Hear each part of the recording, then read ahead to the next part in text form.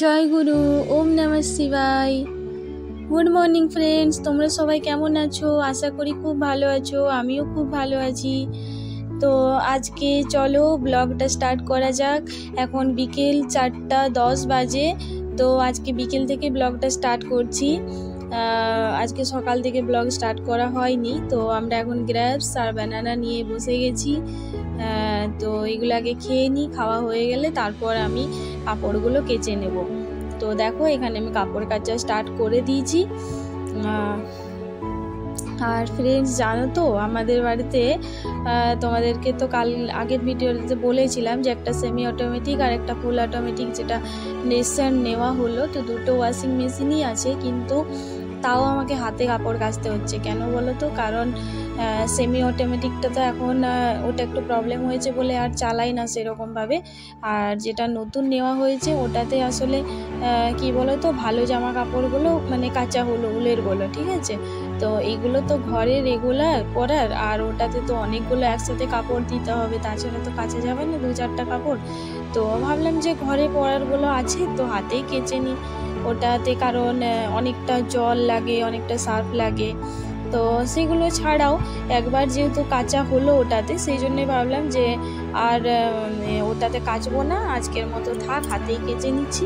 আর হাতে কেচে দেখো এখানে আমি মেশিনে ড্রাই করে নিচ্ছি। তো বাইরে দেখো কি সুন্দর ফুরফুরে হাওয়া দিচ্ছে। তো যাই হোক, তারপর আমি ফেস ওয়াশ করে নিচ্ছি। আর ভিডিওটা স্কিপ না করে তোমাদের কাছে পুরোটা দেখার রিকোয়েস্ট থাকলো। তো দেখো আমি এখন চুল আঁচড়াতে চলে এসেছি।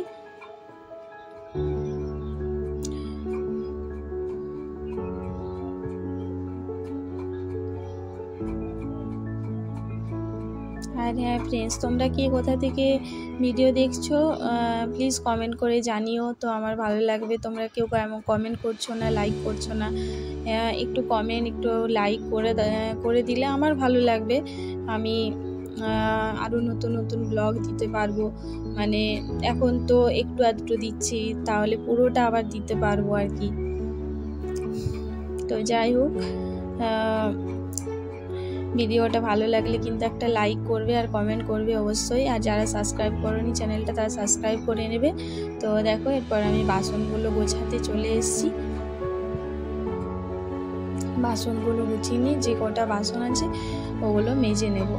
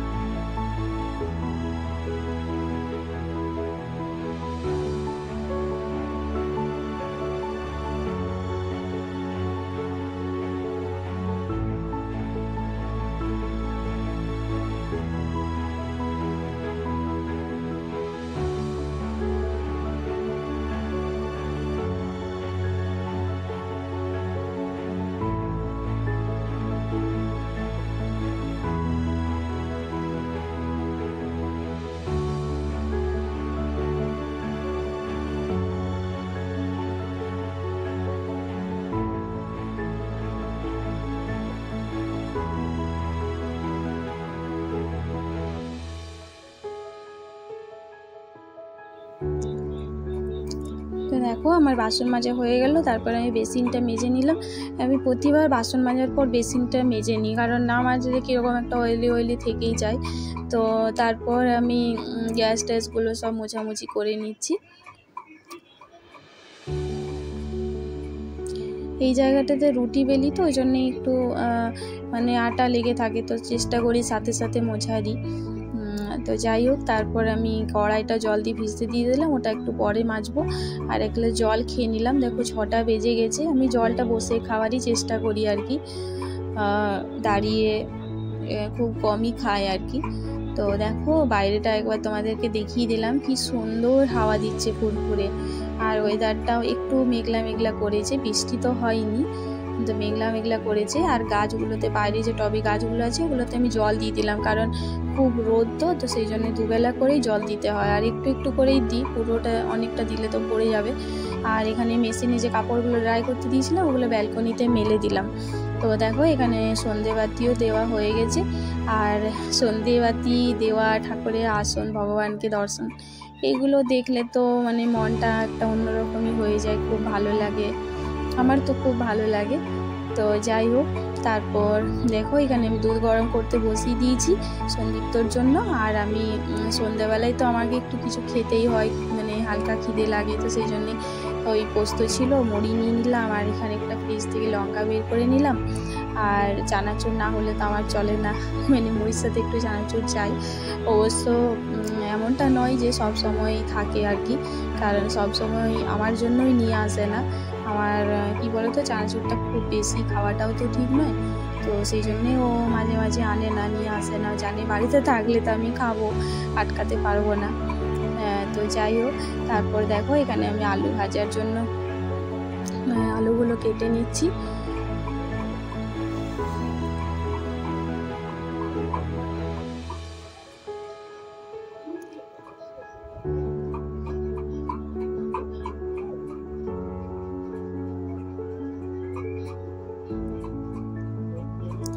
আলু কাটা হয়ে গেলে আমি এখানে ভালো করে আলুগুলো ধুয়ে নিচ্ছি। তারপর এখানে কড়াই বসিয়ে দিচ্ছি। কড়াইতে তেল গরম হয়ে গেলে এর মধ্যে জিরে দিয়ে দিচ্ছি। জিরেটা হালকা ভাজা হয়ে গেলে তার মধ্যে মানে আলুটা দিয়ে দিচ্ছি।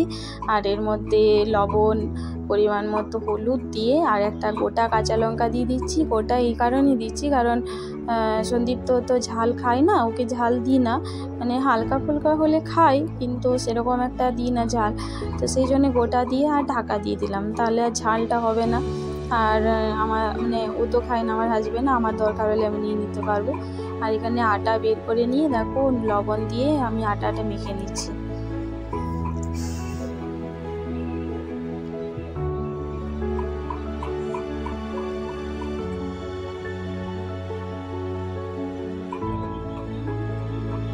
একবার আলুটা আমি দেখে নিলাম মাঝখানে, তো দেখছি ভাজা হয়নি, মানে হবে না তো জানতাম, তাও একবার দেখে নিলাম যে এটা লেগে টেগে না যায়। আর এখানে না আমি দুটো কাপড় রাখি হাত মোছার জন্য, কারণ রান্নাঘরে থাকলে তো সব সময় জল হাত করতেই হয় আর হাতগুলো তো মুছতেই হবে, তো সেই জন্যেই আর কি আমি এখানে দুটো কাপড় রাখি সামনে, যাতে তাড়াতাড়ি করে মুছতে পারি।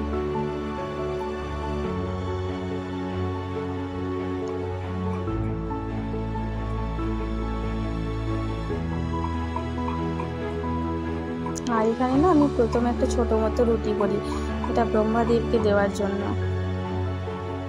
আগে তো তেল দিয়ে করতাম, এখন তেল দিয়ে গরমে করি না, এমনি করি আর কি।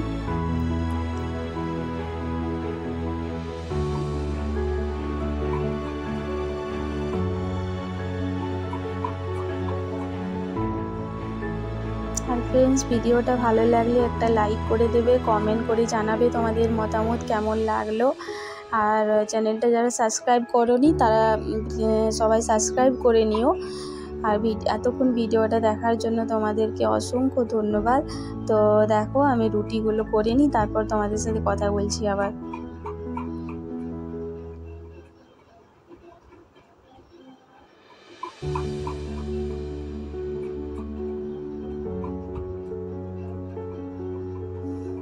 আরেকটা হ্যাঁ, যে এই যে দেখলেন আমি তাওয়াটা মানে রুটি দেওয়ার আগে আমি তাওয়াটা একবার করে না মুছে নিই, কারণ না হলে গুঁড়িগুলো লেগে যাবে, তো রুটিগুলো লাল লাল হয়ে যাবে, ভালো লাগবে না, পোড়া পোড়া কীরকম একটা লাগবে, তো সেই জন্য একবার করে মুছে নিই। আর রুটিটা তাওয়াতে দেওয়ার আগে চেষ্টা করি যতটা ঝেড়ে দেওয়া যায় আর কি, কারণ গুঁড়ি থাকলে তো খেতে ভালো লাগে না, আটা গুঁড়ি থাকলে। আর দুটো রুটি না আমি এখানে আলাদা করে রেখে দিলাম, ঠান্ডা হতে দিলাম আর কি, কারণ এগুলো সন্দীপ্তর জন্য দুধ রুটি ভিজতে দেবো, তো সেই জন্যে আর কি দুটো রুটি আলাদা করে রাখলাম। আর হটপটে রাখলে তো গরমই থাকবে, তো সেই জন্যে আলাদা করে রাখলাম।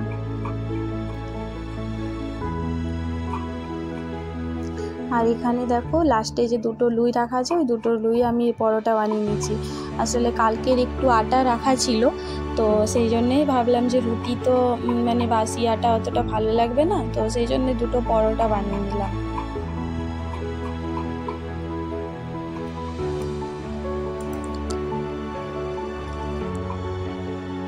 হালকা তেল দিয়ে দুটো পরোটা বানিয়ে নিলাম। আর যে হটপটটা দেখছো, ওই হটপটটা কিন্তু মানে এটা ছোট হটপটটা, মানে আমাদের দুজনের রুটি রাখার জন্য যথেষ্ট আর কি। আর এটাতে রাখলে কি হয় না যে মানে ছোট হটপট তো কম রুটি তো গরম থাকে অনেকক্ষণ, আর রুটিগুলো ভালো থাকে। আর অনেক বড় যে হটপটটা আছে ওটাতে কেউ এলে গেলে তখনই ওটা ইউজ করি। তাছাড়া দুজনের জন্য ওটা করার দরকার হয় না, কারণ ওটাতে করলে রুটিগুলোও ঠিক গরম থাকে না, আর নিচেরটা কীরকম হয়ে যায় ভেজা ভেজা। এটাতে একটা রুটিও কিন্তু ভেজা হয় না, মানে নিচের যে লাস্টের রুটিটা ভিজে যায় ওটা কিন্তু ভেজে না। আর লাস্টে যে পরোটাটা ছিল ওটা হতেই আমি মানে যতটা পেরেছি আর কি মুছে নিয়েছি। আর সাথে সাথে মুছে নিলে আটা গুঁড়ি আর লেগে থাকে না নিচে, না হলে আটার গুঁড়োটা লেগে যায় নিচে, তখন আর ছাড়াতে কষ্ট হয়। তো সেই জন্য চেষ্টা করি সাথে সাথে মুছে নেওয়ার।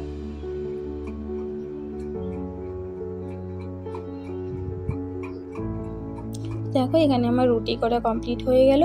এবার আমি সন্দীপ্তর জন্য দুধ রুটিটা ভিজতে দিয়ে দেবো।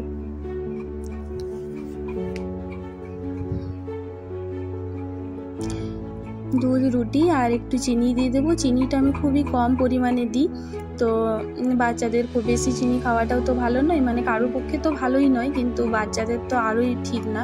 আর এখানে ওই আটা মেখেছিলাম ওই কড়াইটা, আর আলু ভেজেছিলাম ওই কড়াইটাও দেখো মেজে নিচ্ছি। আর আলু ভাজা রুটি তো হয়ে গেছে, তোমাদেরকে দেখালাম। তো এবার আমি খেতে দিয়ে দেবো। আগে তো ওর রুটিটা ভিজতে দিয়ে দিলাম, তারপর আমি ওকে খেতে দিয়ে দেবো।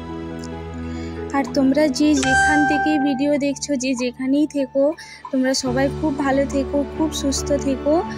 আর আজকের মতো ভিডিওটা এই পর্যন্তই। কালকে দেখা হবে নতুন একটা কোনো ভিডিও নিয়ে, তো নতুন একটা খুব ইন্টারেস্টিং ভিডিও নিয়ে।